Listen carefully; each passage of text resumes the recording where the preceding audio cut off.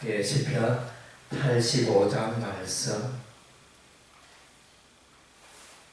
역사적 배경은 이제 이스라엘 백성들이 이제 바벨론 포로에서 돌아온 그 시점을 말해주고 있습니다. 그래서 이제 스룹바벨의 시대가 될 수도 있고, 에스라 시대가 될 수가 있고, 또 느헤미야 시대도 될 수 있고, 포로 이후에 그런 이스라엘의 역사를 말하고 있습니다.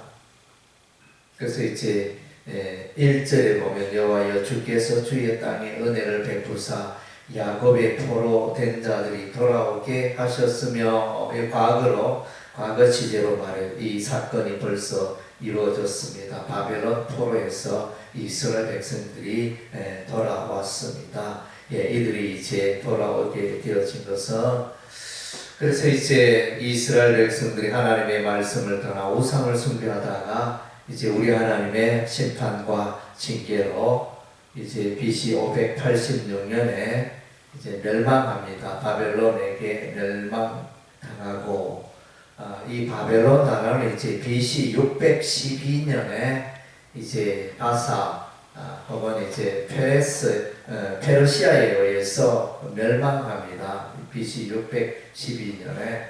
그리고 이제 페르시아의 왕 고레스의 책령에 의해서 돌아오게 되어집니다. 그래서 바벨론에 포로 되었던 자들이 에레미야 선지자가 예언한 바 70년 세월 만에 돌아오게 되어지는 것입니다. 그래서 이들이 하나님을 찬양하고 하나님 중심의 이제 삶을 살아야 하는데, 우리가 이제 성경을 포로 후기에 이 성경을 읽어보면 그럼에도 불구하고 여전히 좀 방황하고 여전히 하나님을 예배하고 하나님의 말씀에 집중하는데 또 부족한 모습을 보게 되어집니다. 그래서 이제 바벨론 포로에서 돌아온 이스라엘 백성들이 이방 여인들과 결혼한 데 대해서 이제 책망을 받는 그런 모습을 이제 우리가 보게 되어집니다. 그래서 이제 여기에 보면 구약은 이제 늘 성전을, 하나님의 성전을, 솔로몬의 성전을 강조하고 스룹바벨 성전을 강조하고 있는데, 그래서 이제 성전 건물이 특별한 것이 아니고, 물론 이제 성전 하나님을 예배하는 곳이지만은 이제 그 성전보다는 이제 그 정신, 율법의 정신, 하나님의 말씀이 중요한 것입니다. 그래서 이제 여호와의 성전 가장 중앙에 성소가 있고 지성소가 있는데, 지성소에 언약궤가 있고, 언약궤는 이제 그 안에 십계명 두 돌판이 있습니다. 하나님의 말씀입니다. 그래서 성전의 중심은 하나님의 말씀이고, 또 하나님께서 이제 그 언약궤에서 말씀하시고 그런 장면을 보게 되어지는데, 오늘 이제 이 시편의 기자의 간구는 이제 하나님의 그 율법의 정신이, 하나님의 말씀이 회복되기를 원하는 그런 기도를 하겠습니다. 그래서 후반부에 보면 인애와 진리가 같이 만나고 의와 화평이 서로 입맞추었으며, 그래서 이제 진리는 땅에서 솟아나고 의는 하늘에서 부어오도다. 그래서 이제 하나님의 헤세드, 하나님의 사랑, 진리는 에메트,